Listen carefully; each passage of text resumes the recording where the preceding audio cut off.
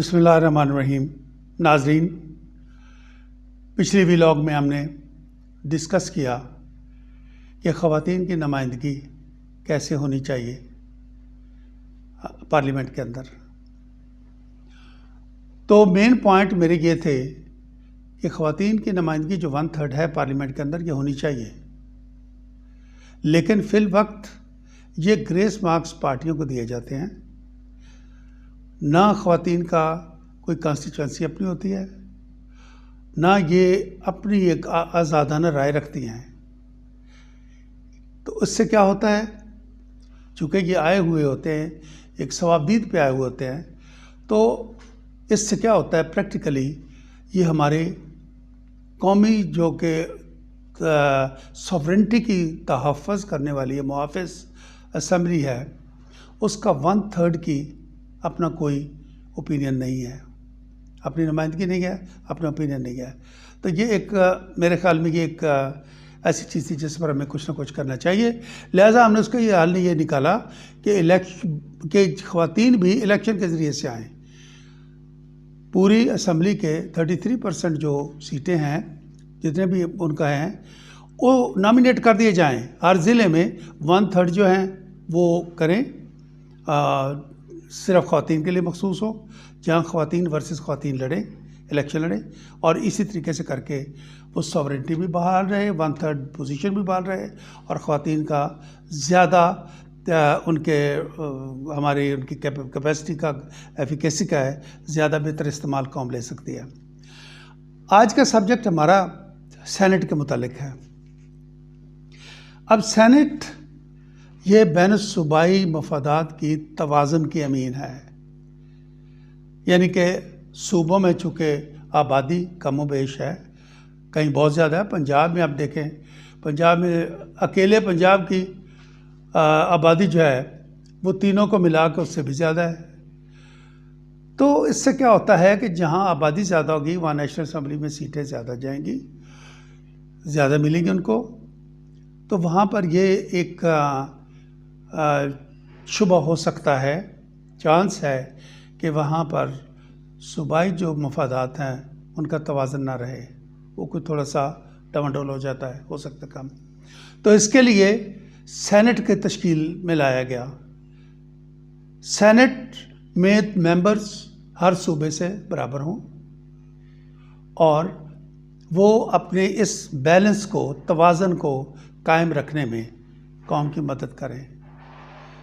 लेकिन हमने कुछ सालों में, कुछ इलेक्शन में जो देखा,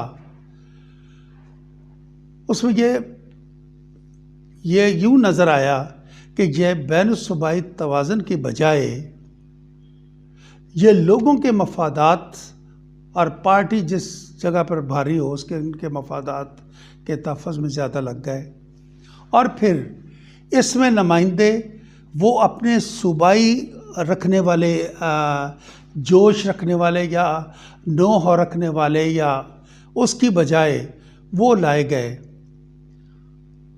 जिनको ओबलाइज करना था, जो इस काबिल ना तक इलेक्ट हो सकते, या कई वजूहात से, नीडलेस टू से कि हमारे यहाँ हार्स ट्रेडिंग तो कॉमन सी बात है।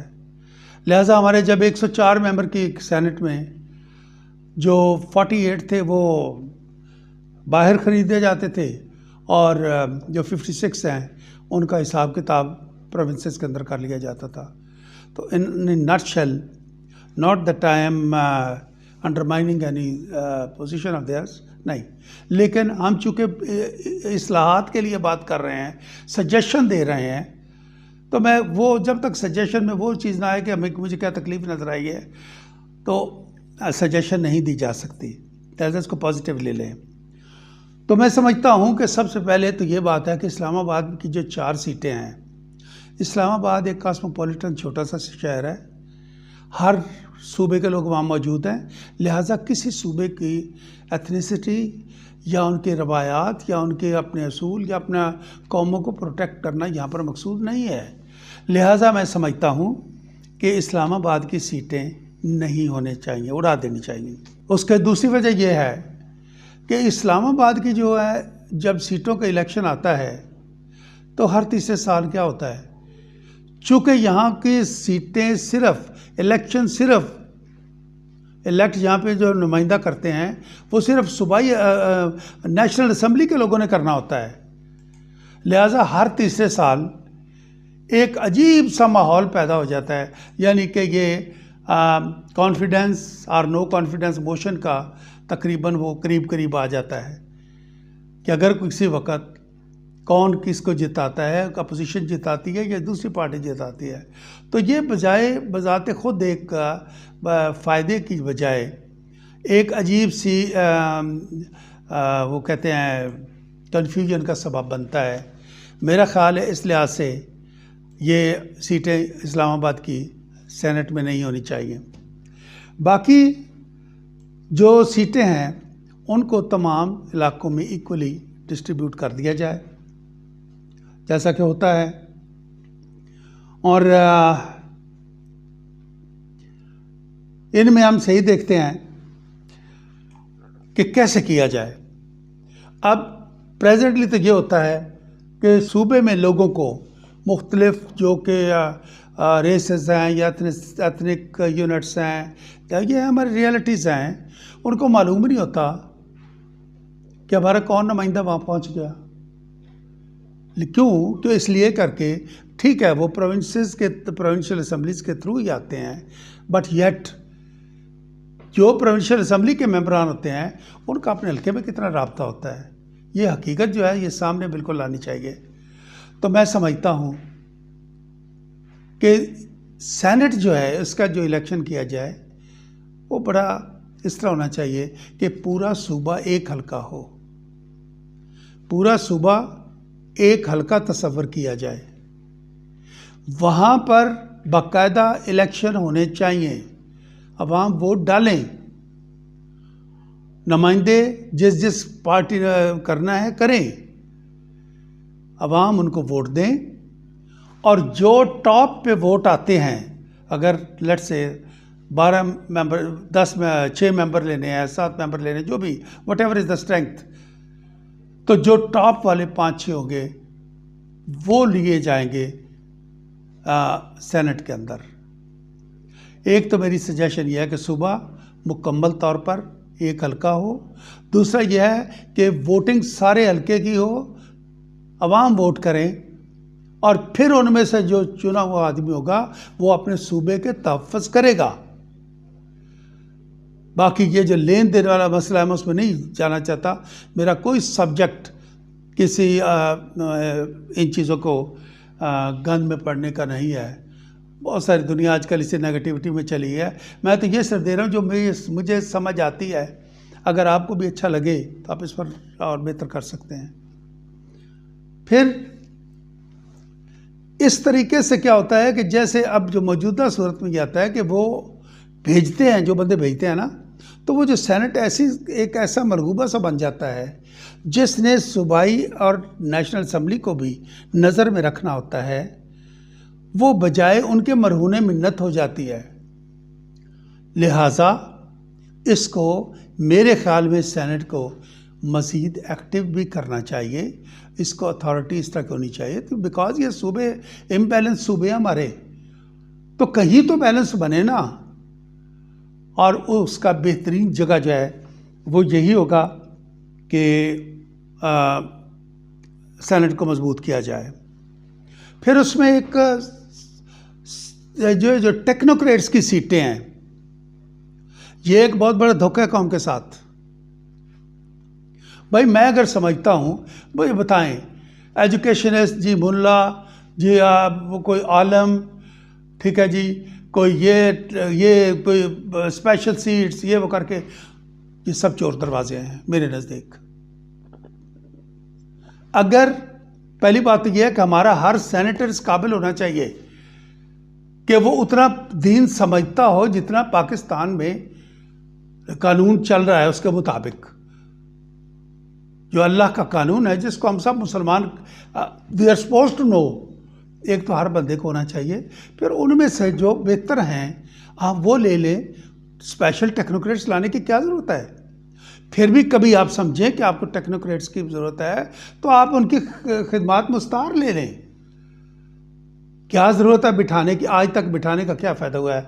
ये स्पेशल सीट्स वाला हंगामा ये ख़त्म होना चाहिए। जो कुछ है क्लियर आए, रिप्रेजेंटेटिव ऑफ द पीपल आए और जाने कि ये हमारे नुमाइंदे बैठे, उनको पता हो कि मैं इस सूबे का नुमाइंदा हूँ, मैंने यहाँ इम्बैलेंस क्रिएट नहीं होने देना और मैंने अपने सूबे की तरक्की पर भी नज़र रखनी है, मैंने अपने लोगों की एजुकेशन पर भी नज़र रखनी है, मैं उनको अखलाकियात पर भी उनके हेल्प करनी है।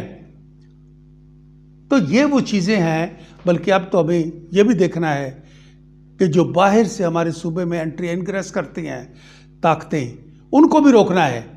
ये अवामी नुमाइंदे ही रोकेंगे। फौज लड़ सकती है लेकिन अंदर जिस्म के अंदर घुस के जो भी कुछ कर सकते हैं वो सोसाइटी कर सकती है।